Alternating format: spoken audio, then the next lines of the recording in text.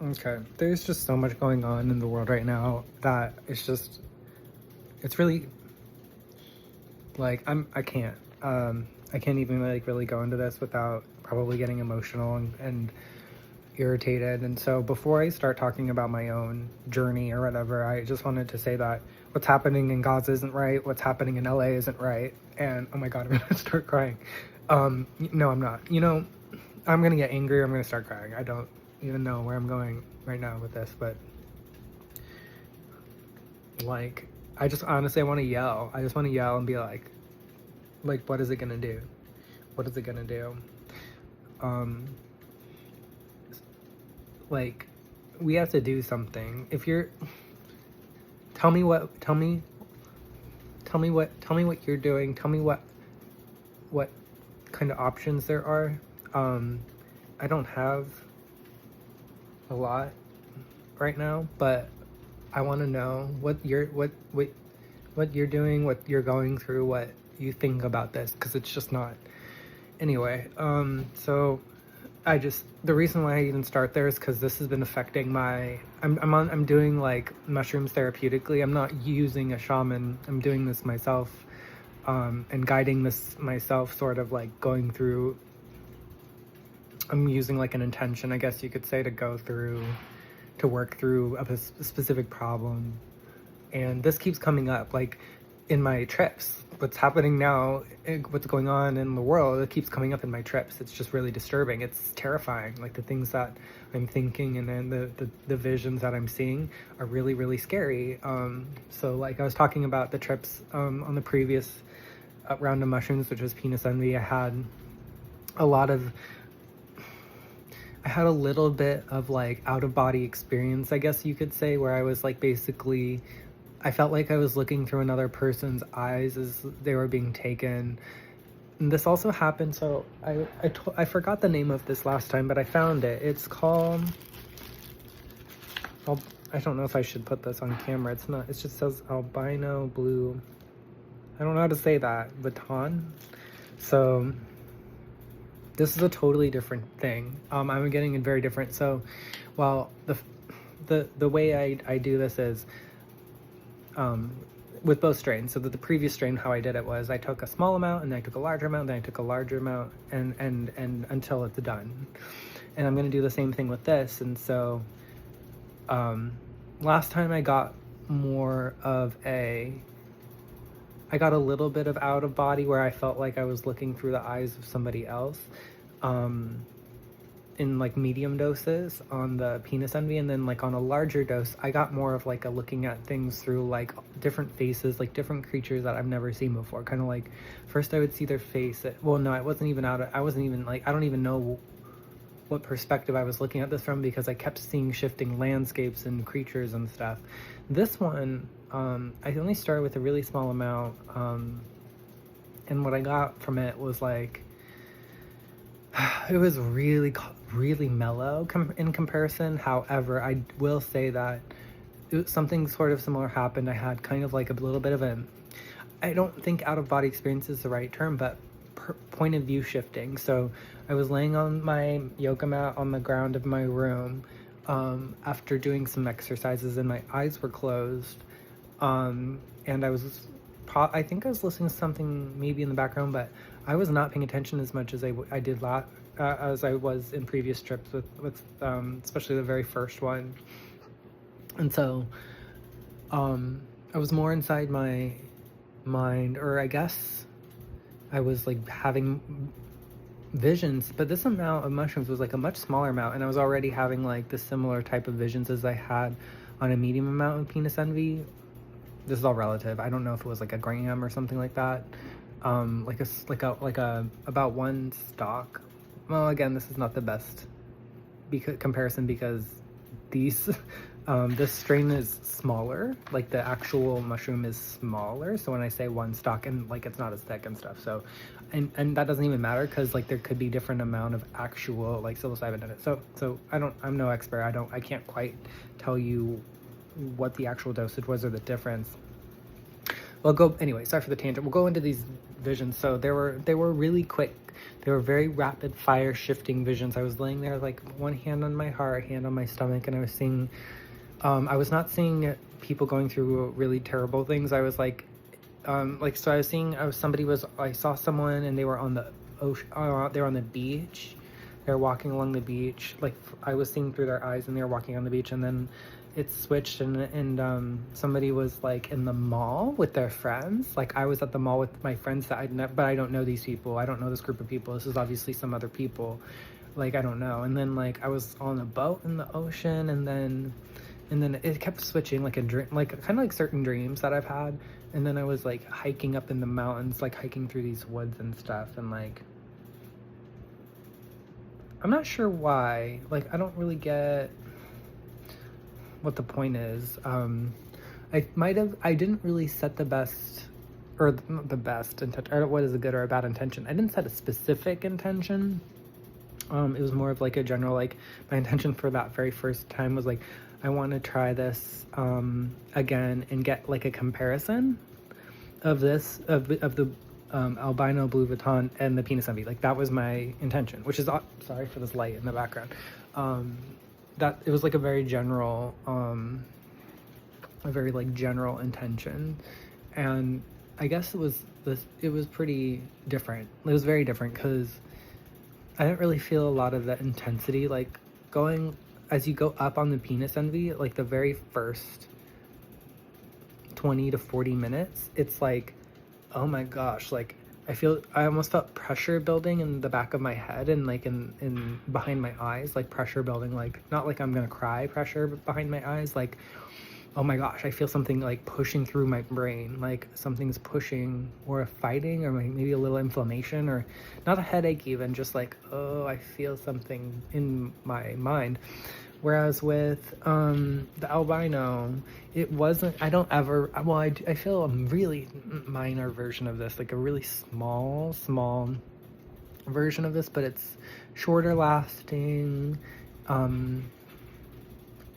It's just that the way I would describe it is like the difference between like a pale ale and a very hoppy IPA. Like I feel like, which is a really weird comparison, but like the Penis Envy was like a very hoppy IPA.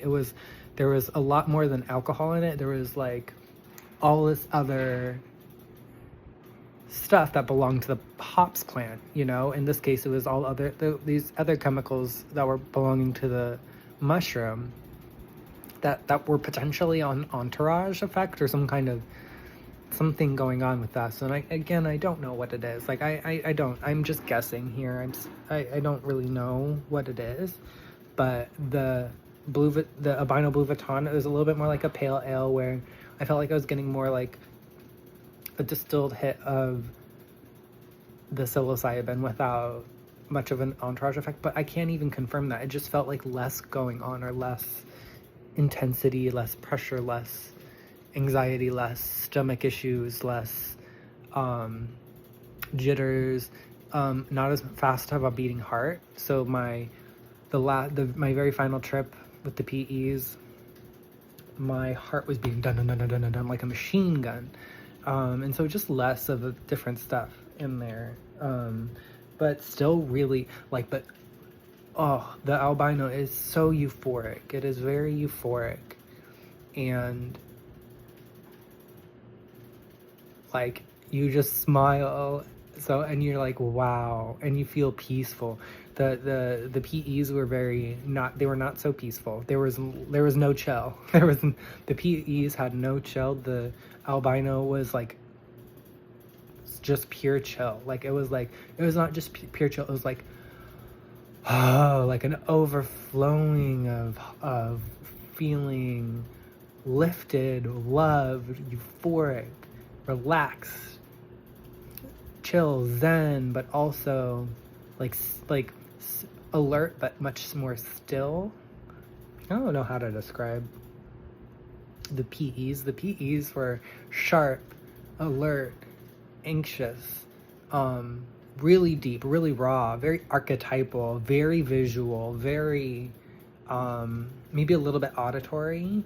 Like I didn't hear any language, but I got closed eye visuals and a little bit of like laughter, like kind of laughter, not like a witch cackle, but a little sinister kind of.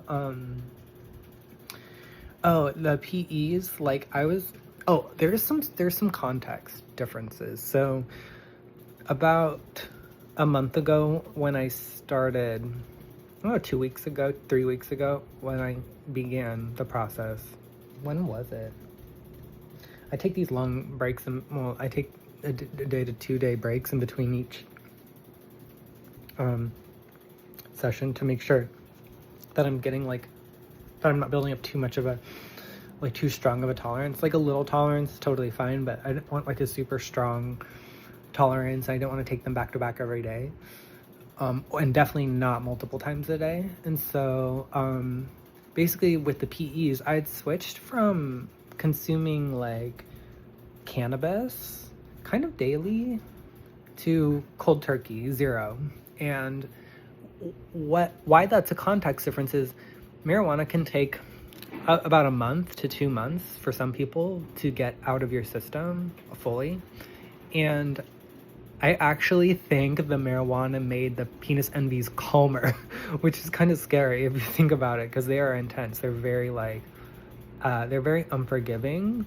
And so the fact that the cannabis was toning them down is surprising to me. And I was not working out like I've been lately. I've been working out really hard lately, and I actually was working out at the very beginning of the Albino Blue Vuitton trip, the first one, or the second. Well, technically I tried these a while ago, in between. Like I did 2 sessions or 3 sessions, maybe 3 sessions, or maybe it was 4. 3, no, it was, no. It was like 3 sessions of those 2 sessions of this was the third. So it was the 2 sessions of the penis envy, the PEs, then 1 session of the albinos. It was a microdose just to try it. I wanted to compare, and they were close. You can't really say they're close in amount because of the way mushrooms are, but they're close in size. Like the actual amount that I consumed was close in size. And then like 2, was it 2? Or it might have been after that, it might have been 3 rounds of the PEs again with like a day or 2 in between. So that was about 2 weeks at least, or maybe a little over 2 weeks of those. And so this last one yesterday, I should have done this journal yesterday. I am sorry that I didn't, because I would have remembered more. But again, I took a microdose. I did some meditation and yoga, and also right before, so like as I was coming up, there's like 30 minutes to an hour. Essentially, I did like push-ups type of set, like different, like one-handed push-ups, diamond push-ups, just like not a lot because I was out of shape, but just a few of those to get myself back. I'm trying to get ready for Pride. I don't know if I will be, but, and so I did like handstand push-ups, some side planks, and then more yoga poses like yin yoga, which I love doing, like just half pigeons and lotus and yogic seal, and I did bridge a lot. I actually do bridge push-ups. They're kind of like, normal push-ups where your chest is down. Well, imagine doing push-ups from the bridge position. So I tried to do some of those. I can't do a lot of those because they're tough, but I did I can when I'm in shape, but I'm, like I mentioned, a little out of shape right now. So I did like around like a set of 10 reps of that. And then like I did try to do 2 more sets, but I just didn't make it to 10, I don't think, because I was just kind of like, also I was doing it on an uneven surface because I do bridge. Well, I did some on the mat, but I did bridge on the bed because actually when doing them on the mat, my hands were sliding out from underneath me on the mat, and so there's upside and downside to doing them on the bed. The bed can't slide out from under you, but like it's also not flat. There's divots wherever your point of contact and the weight is going down on the cushion, so it just makes things uneven. So there's a trade-off here. And anyway, the point of this, the reason why I brought this up is because even doing tiny little things get super amplified on mushrooms. And so like a little bit of music turns into a whole sensory experience on mushrooms, and like doing a little bit of exercise. I don't know if you get this, but once I start doing exercise, it doesn't even take very long, about 5 to 15 minutes of exercise. And I get a little bit of like a exercise rush high, endorphin rush type of thing. It's not like a runner's high, like I guess it's more of like a weightlifter's thing, but like it was so noticeable compared to normal. Like normally I'm like, I work out, I'm like, oh yeah, I feel good now. But like with mushrooms, I'm like, whoa, I'm now altered from this physical exercise. Like I feel the difference very sensitively between right before doing the exercise and right after. Like I am noticing these neurotransmitters being created or released or whatever they are, wherever they come from. I could feel them and like notice them, and like they took on a different quality, almost like a instead of like an achiness or anything with that, it was more like a how do I describe it? It enhanced that euphoria that naturally comes with this strain. So it was it was kind of a match made in heaven. Doing a little bit of exercise before. Now, once I started getting into the actual trip, I just stopped and laid down and like closed my eyes, because I was just feeling the waves. I was feeling waves of like emotion, euphoria mostly, but also like with the eyes closed, like it was almost like going somewhere else, like going into another perspective, and then going into another perspective, and then going into another perspective. And a little bit just like, this is more common when I dream. Like when I dream, I have dreams where I jump around a lot. Well, not always, but I have two general categories of dreams. One is like my lucid dreams that are just really intense and sometimes terrifying. My nightmares kind of usually are often that flavor because of the emotional intensity, although they don't have to be. And then the other flavor is more like a variety show where I'm like going from dream to dream, dream to dream to dream to dream, like a lot of dreams in one night. And so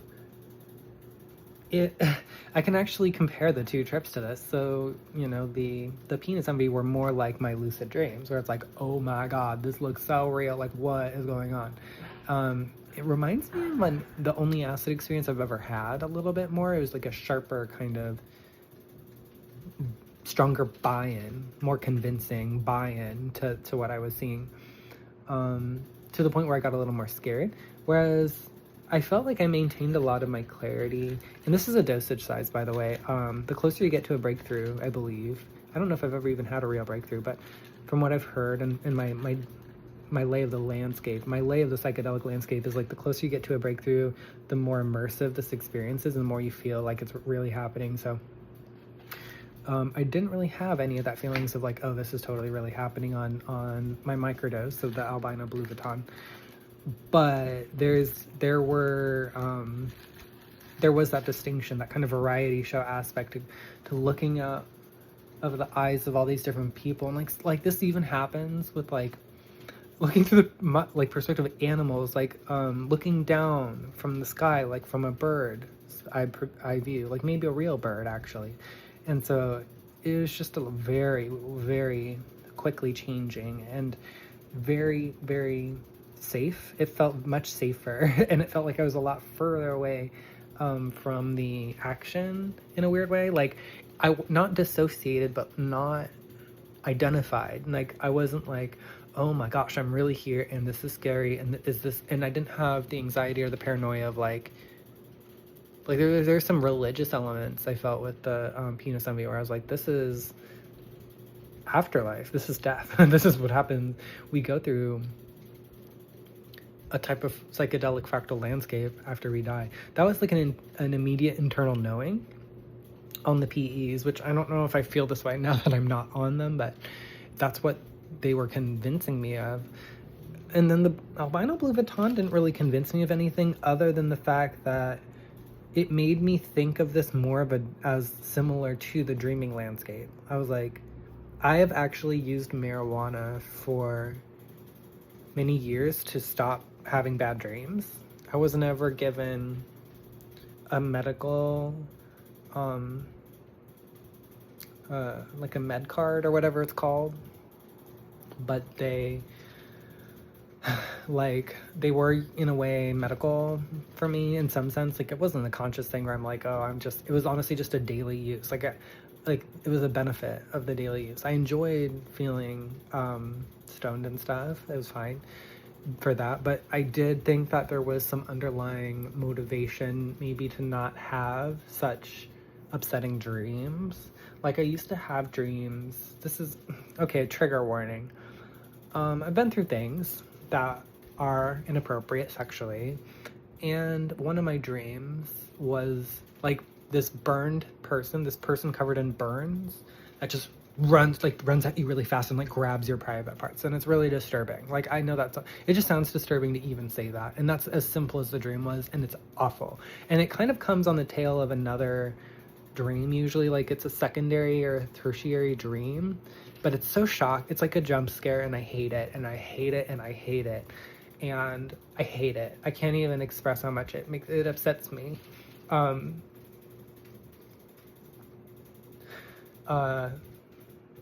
But this was something that I got to avoid on cannabis because it takes your dreams away, which in hindsight, I think that's a bad thing. I think you should keep your dreams, but like not everyone can just be putting themselves through that every night and then go to work or do things that you have to do every day. And so, in fact, even if you didn't have to go to work, I don't think you should, every day, even if you don't have something serious to do when you wake up in the morning, that can just ruin your next day. That could even ruin your sleep cycle. That could make you unwell, and it could impact your health because of it makes you wake up. When you have a dream like that, I don't know if you've ever gone through a period of your life where you had a lot of really bad dreams, but when I was a kid, I went through a period of time where I was having just like nightmares of like this floating lady like flying into my room with her crazy hair going off like the spirit from Dead by Daylight, just like cackling and screaming, holding me up, like trying to pull me out of the bed, like up into the sky. And like that, dreams like this wake you up. Well, more specifically, you force yourself to wake up from these dreams because you don't want to see what's going to happen next. And so anyway, that's kind of more of the immersive, a deep, harder trip kind of thing. Whereas, there's been other dreams where I kind of feel like, I don't know if they're lucid or not. Like I've had dreams where I was able to basically control my dreams, and then and that's what I did mean, by the way, by lucid, where it's like at the end of it, like a lucid nightmare for me. A lucid nightmare is when a dream starts out not lucid, you can't control it. You might even be fighting it. Like you might be stuck moving through molasses, moving through mud or sludge, trying to affect the dream, and you can't really do anything until the very end where you can force yourself to wake up. That's my definition of a lucid nightmare, where you can't really wake up until you can. You have to fight your way awake. And this is very different from a normal lucid dream, where like a lucid dream where it's like all of a sudden, like at some point in the dream, you all of a sudden make your own choices. Like you're like, oh, I'm here, I'm in a dream, and I can do stuff. And one of my favorite things to do was to fly. I can't do it I haven't done it in a really long time. I used to do it, like I probably had hundreds and hundreds of these dreams where it's like, oh my gosh, I can fly, and I start running and I jump and I go like really high in the sky, and then I float back down and I land. I'm like, and sometimes I can take off and I can really fly. Like, and I used to do I used to go to some really interesting places and see some really interesting things, and like there were like spirits that would like float around the neighborhood. Like not spirits like Dead by Daylight, the spirit, like that's a very ghostly, haunting, poltergeisty energy. I'm talking more like yokai, kind of like floating lights, and like kind of like lighter, not lighter, just like non-humanoid, peaceful, disembodied, floating balls of light, little jellyfish things, all kinds of stuff, like just all kinds of different little creatures. And I could go and fly with them. And this was when I was a kid, where once I started becoming it, and I could do this for a while, but I think the last one I had was in my teens, like, and I was no longer really able to fly, but I was able to do that jumping thing where I could, take off. And instead of staying airborne, I would come back down. And it wasn't like, oh, I'll crash and burn or anything. It was just that I couldn't stay flying anymore. So, and that was the last ones I had before I started taking the cannabis and having other dreams that I just didn't, I couldn't have those dreams every night. So anyway, this is a little bit off topic, but I guess we got here because I was comparing the two strains and comparing them to two different general types of dreams. So there was that. Sorry for not being on point with my journals. It's really like once you take a psychedelic trip, it's really distracting. Like once you're done with the trip, you're like, wow, you're like, what? You're like wandering, stumbling around. You're like, what did I just go through? And you kind of forgot that you're like, oh, I need to like do this routine. Like I need to make sure I write this down. But the more I get in the habit of it, I think I'll do a better job and make sure I'm doing it from this point forward. So if you have any questions, let me know. I just, this is legal in the city of Portland. I'm part of a church, and this is a sacrament of the church that it's my right to use these for therapy. So again, you need to make sure that you're being able to protect yourself, whatever state that you're in, that you're doing things the way, you can be safe, legally in particular. I think nobody's ever died from taking too many psychedelic mushrooms, but you can definitely get hurt in psychedelic states. Like if you can misinterpret things in your hallucinations that can make you act out or act incorrectly. So there's always that. That's really important to know. That setting's really important. Talk to your doctor. That's really important. Make sure that you're following the laws in your state. And if your state isn't supporting you, then or your city isn't supporting you, maybe it's time to make a change. Maybe that's something you can do to be if you don't know what to do, to be politically active, and you're wishing that or jealous or wishing that you could do this too. Well, you can do this too. I mean, they grow everywhere in the United States, but more than that, don't go picking mushrooms.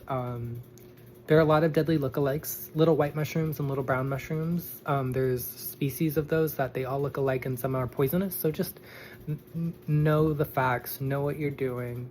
Don't do it by yourself. Like don't just if you're not 100% on a mushroom, don't eat it. And grow them yourself is always a really safe bet.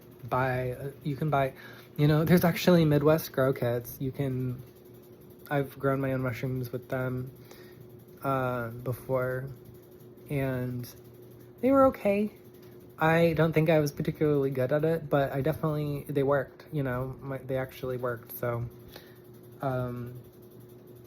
do what's right for you, and definitely consider your options, and I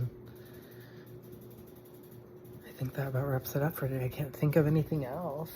I did my disclaimer that I should have put at the front of the video. Yeah, that's it for this one. See you next time.